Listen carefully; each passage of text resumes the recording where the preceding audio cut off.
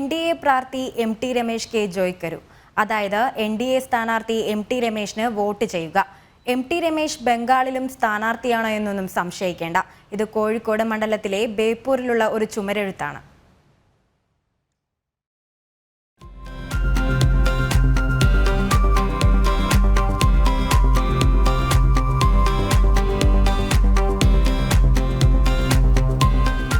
NDA Kozhikode Lok Sabha മണ്ഡലം സ്ഥാനാർത്ഥി MT രമേശിനു വേണ്ടി ബേപ്പൂർ കൊളത്തറയിലാണ് ബംഗാളിയിൽ ചുമരെഴുതിയിരിക്കുന്നത്.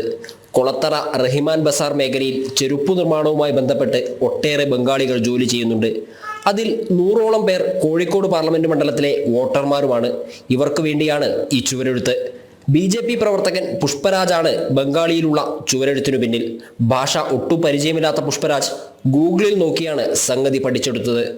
500 ആളുകളെ മേലെ ഇവിടെ ഈ ബംഗാളികളായിട്ടുണ്ട്. പിന്നെ ഈ കമ്പനികളിലൊക്കെ ബംഗാൾ ഫാമിലി ആയിട്ട് ജീവിക്കുന്നുണ്ട്. ഏകദേശം ഒരു 100-100ഓളം വോട്ടുകൾ അവർക്ക് ഇവിടെ ഉണ്ട്. അപ്പോൾ അവരെ ഈ ആരൊക്കെയാണ് സ്ഥാനാർത്ഥിയെന്നോ ഏതാണെന്നോ അവർക്ക് അറിയാൻ സാധിക്കുന്നില്ല. അപ്പോൾ അങ്ങനെ ചില കാര്യങ്ങൾ നമുക്ക് ബന്ധപ്പെട്ട ചില ബംഗാളികൾ നമ്മളോട് സംസാരിക്കുകയുണ്ടായി. അതിൻ്റെതായിട്ട് ബന്ധപ്പെട്ടോട് നമ്മളുടെ പ്രവർത്തകർ തമ്മിൽ ആലോചിച്ച് അപ്പോൾ ഒരു ബംഗാളി ഒരു ബോർഡ് എഴുതണം എന്നുള്ളൊരു തീരുമാനത്തിലെത്തി.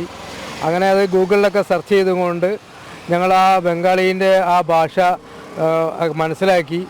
അങ്ങനെയാണ് അത് എഴുതാൻ കാരണം.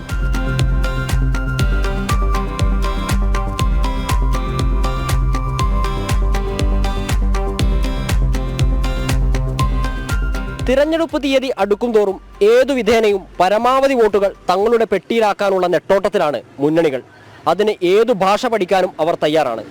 ക്യാമറാമാൻ അനൂപിനൊപ്പം ഗോകുൽ കെ വേണുഗോപാൽ, ജനം, കോഴിക്കോട്.